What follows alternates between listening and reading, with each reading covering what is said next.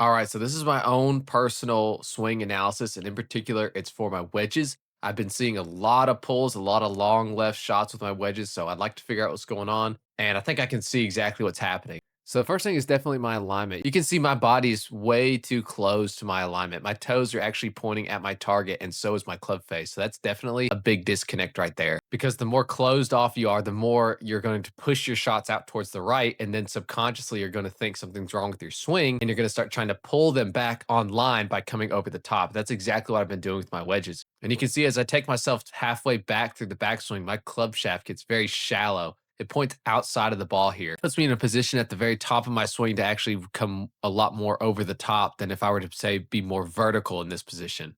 And then as we go to the top of my swing, you can see I'm lacking a lot of depth. My hands are right over my toes, whereas they would ideally be more kind of in line with my heels or ankles. This is going to put me in a spot where I'm more prone to coming over the top as well. So all three of those positions that I mentioned are kind of over the top concepts in your golf swing, right? You have a closed off stance, you have a shallow shaft halfway back, and you have a lack of depth. All that is going to make you want to come over the top. And you can see that's exactly what I do. And from here, it's just a matter of what the face is like at impact. If the face is closed, then I have those long and left pulls. And if the face is open, it's going to be short and right. So to fix my own swing, what I'm going to do is basically get alignment rods out and make sure that I am actually aiming where I think that I'm aiming. That would be the first major step. The second step would be to make sure I get a little bit more vertical halfway back in my backswing so I don't have as much of a tendency to come over the top. And then lastly, just make sure I'm getting a little bit more hand depth. Make sure my chest is actually turning all the way in my backswing and not just my hands lifting at the top. So the first drill I gave myself was basically just a little T in the bottom of my grip there. It just helped me to see in my backswing, especially when I was rehearsing my swings, if I was getting more vertical in my backswing like I wanted. The next thing I did was I paired that same drill with the alignment rod just to make sure I was actually aiming where I wanted to be aiming. And then finally, I just tried to rehearse some swings where I still felt like I was getting the shaft more vertical in the backswing, except I also had a little bit more hand depth. My chest was turning a little bit more and I was getting a bit more open. And overall for this session, I felt a lot better about my ball striking and I noticed my starting lines cleaned up a lot. This shot right here was one that I tracked before the change. This one as well was before the change. You can see what I was kind of working with here. For a pitching wedge, I'm pretty happy with this. I was getting the flight that I wanted, the height that I wanted, and the spin that I wanted. So overall, I believe it was a good change. Now we just got to get it to transfer to the course.